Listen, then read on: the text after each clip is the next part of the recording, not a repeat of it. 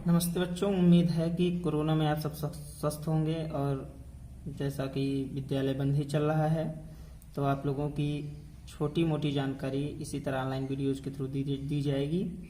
तो आज हम सबसे पहले कक्षा 6, 7 और 8 के बच्चों की क्लास है, जिसमें हम बीज गणित के बेसिक फंडों को दोहराएंगे। सबसे पहले हम बीजगणित किसे कहते हैं। बीजगणित एक ऐसी गणित है जिसमें हम सिंपली कहें तो 1, 2, 3, 4 के साथ साथ एक्स वाई जेड किसी ऐसी संख्या के बारे में स्टडी करते हैं जो हमें पता नहीं होती, और जो हमें पता नहीं होती है उसी को हम एक सिंबल के थ्रू, जो एक्स वाई जेड हो सकता है, क ख ग घ हो सकता है, उसको लेकर के हल करते हैं। फिलहाल अभी हम दो चीजें समझेंगे जो बीजगणित समझने के लिए सबसे जरूरी है। पहला है चर राशि।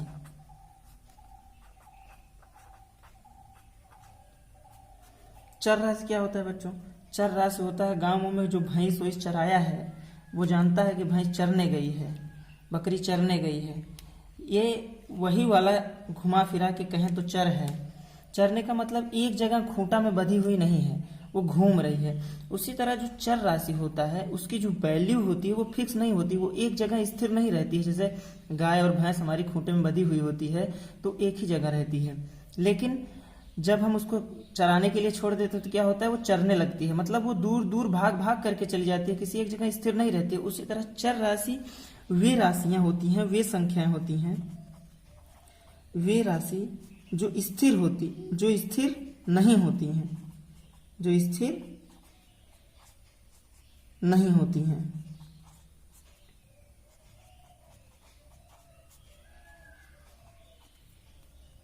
उदाहरण के तौर पर हम अपने दिमाग में रखेंगे, इसको लिखने की जरूरत नहीं है, दिमाग में उदाहरण में आप याद रखिएगा कि घास चरने वाला उदाहरण सर जी दिए थे। चरने का मतलब क्या है, वो एक जगह नहीं है, वो स्थिर नहीं है, स्थिर नहीं है। स्थिर नहीं होने में उदाहरण के तौर पर अगर हम देखें तो वो हो जाता है एक्स वाई जेड का ख साई लेमडा, इस तरह के बहुत सारे चीजें हम सिंबल इस्तेमाल करेंगे जो चर राशि के रूप में जानी जाएगी।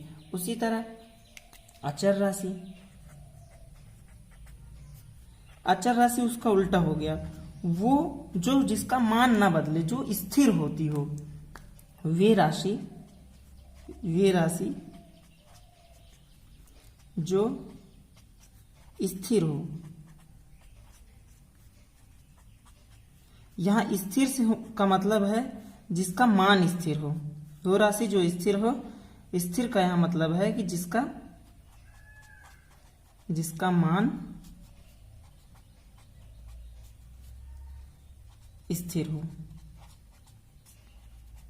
फिक्स हो।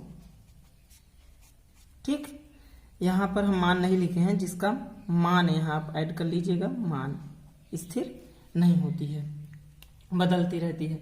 जैसे उदाहरण में 1 हो गया, 2 हो गया, 3 हो गया, 4 हो गया, इस तरह के जो अंक होते हैं ये बदलने वाली चीजें नहीं हैं। ये जहां 1 रुपए है वो एक ही है, लेकिन यक्स आप देखेंगे आगे जब पढ़ेंगे तो आप इस चीज को अच्छे से समझ जाएंगे कि हम क्या कहना चाह रहे हैं। मान स्थिर नहीं होने का जो तात्पर्य है हमारा, वो प्रश्न में समझ में आएगा जब आप थोड़ा सा पढ़ लेंगे, 10-20 क्लासेस अपनी पढ़ लेंगे तो अच्छे समझ में आ जाएंगे। फिलहाल अभी इन चीजों को हमें याद कर लेना है एज इट इज, जैसे हम लिखाए हैं कि वे राशि जिनका मान स्थिर नहीं होती है, वे राशि जो स्थिर हो, जिनका मान स्थिर हो। उदाहरण के तौर पर ये। अब हम जो पढ़ने जा रहे हैं वो बीजगणित के जोड़ घटाने गुणे भाग पढ़ेंगे। सबसे पहले ये क्लास 6, 7 और 8 के बच्चे पढ़ चुके हैं, लेकिन तब भी आप एक बार देखिए, हो सकता है छुट्टियों में आप छोटी छोटी चीजें भूल गए हों, और जब बड़ी सवालें करते हैं तो ये छोटी छोटी सी चीजें जो है आपको नहीं याद होती हैं और सवाल गलत होता है तो आप परेशान होते हैं। तो सबसे पहले हम जोड़ सीखते हैं।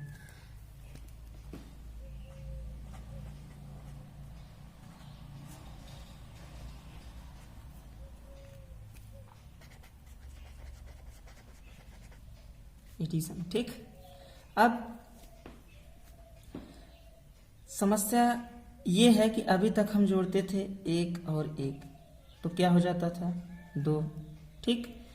2 और 2 जोड़ते थे तो क्या हो जाता था 4। अब ये मत सोचिए कि सर जी हमको लोअर अपर की चीज़ पढ़ा रहे हैं, आगे देखिए। अब आप जोड़िए a प्लस a, अब क्या होगा, यही सीखने के लिए हम पढ़ते हैं बीज गणित। अब इसको समझने के लिए एक उदाहरण, इसको आप नोट मत कीजिएगा कॉपी में, इसको समझ लीजिए, ऐसे रफ है ये हमारा, ठीक। हम समझाने के लिए इस जगह को इस्तेमाल कर रहे हैं। अब देखिए, अगर एक टोकरी है, ठीक, हमने आपसे कहा कि इसमें सेब है, केला है और सेब है और सेब है, एक केला यहाँ है, तो हम इसमें से पूछेंगे कितने फल है, कितने फल, तो आप गिनेंगे 1 2 3 4 5, सर जी बताएंगे आप, सर जी 5। लेकिन जब कहा जाएगा, अगर हम इसको इस तरह से जोड़ने के लिए कहें कि केला प्लस केला प्लस केला, तो कैसे जोड़ेंगे आप। अब समस्या ये है कि ये तो गिनती थी, हम कर लिया करते थे, अब इसको कैसे करें सर जी, इसको ऐसे करना है। देखो, 1 केला हो गया, ये कितना केला हो गया, 2 केला हो गया, ये कितना हो गया, 3 केला हो गया, ठीक। अच्छा, आम का सीजन है, चलिए आम ले लेते हैं, आम हो गया। अच्छा, ये 2 आम हो गया, ये 4 आम हो गया। अब क्या करेंगे, अब ये 1 आम है, जिसके आगे कुछ नहीं लिखा हुआ होता है वो 1 होता है, हमेशा याद रखना। जैसे ए लिखा हुआ है, ए के आगे कुछ नहीं है तो क्या है, 1 है, इसके आगे कुछ नहीं लिखा हुआ है तो क्या है, 1 है। तो ये 1 आम हो गया, ये कितना आम हो गया, 2 1 3 हो गया, 3 1, और ये 4 4 3 7 आम हो गया, ठीक। चीजें समझ में आई इतना। अब ये वाला सवाल देखिए आप, इसका जवाब क्या हो जाएगा हमारा कि 1 ए, ये 1 ए कितना हो गया, 2 ए, ठीक। ए लिखा है हमने, इसको ध्यान दीजिएगा पढ़ते समय। अब दूसरी चीज मान लीजिए कि अब दूसरा सवाल है कि अगर हमको दे दिया गया है a प्लस बी, अब बताइए अब क्या आएगा, अब क्या करें सर जी। तो अच्छा चलिए ये बताइए आप, आम है और ये अमरूद है, इन दोनों की बिरादरी तो अलग अलग है, ये आम है ये अमरूद है, इनकी जातियां अलग हैं, तो ये एक जाति के नहीं, आम अमरूद आ गया। अब ये आम दूसरी बिरादरी का हो गया, आम दूसरी बिरादरी का हो गया, ये हैं दोनों फल ही, लेकिन ये दोनों चर राशियां हैं हमारी। लेकिन सवाल ये है कि आम दूसरी बिरादरी का हो गया, अमरूद दूसरी बिरादरी हो गए, ये दोनों एक ही जाति के नहीं हैं। एक ही जाति के लोगों को क्या कहा जाता है, सजाति। क्या कहा जाता है, सजाति। अब ये दोनों अलग अलग जाति के हैं, तो इनका कुछ जुड़ पाएंगे, नहीं जुड़ पाएंगे। जैसे एक ही जाति में शादियां होती हैं, उसी तरह बीज गणित में भी एक ही जाति के लोग आपस में जुड़ जाते हैं, आपस में घट जाते हैं, ठीक। जुड़ने घटने की बात हो रही है यहाँ पे, ध्यान दीजिएगा। तो आम और अमरूद अलग अलग बिरादरी के हो गए, तो इनकी जोड़ी नहीं बन पाएगी। कि जोड़ी कैसे नहीं बन पाएगी, क्योंकि ये आम अलग जाति के हैं, अमरूद अलग जाति के हैं, तो इनको जोड़ेंगे कैसे, इनको ऐसे ही लिख देंगे।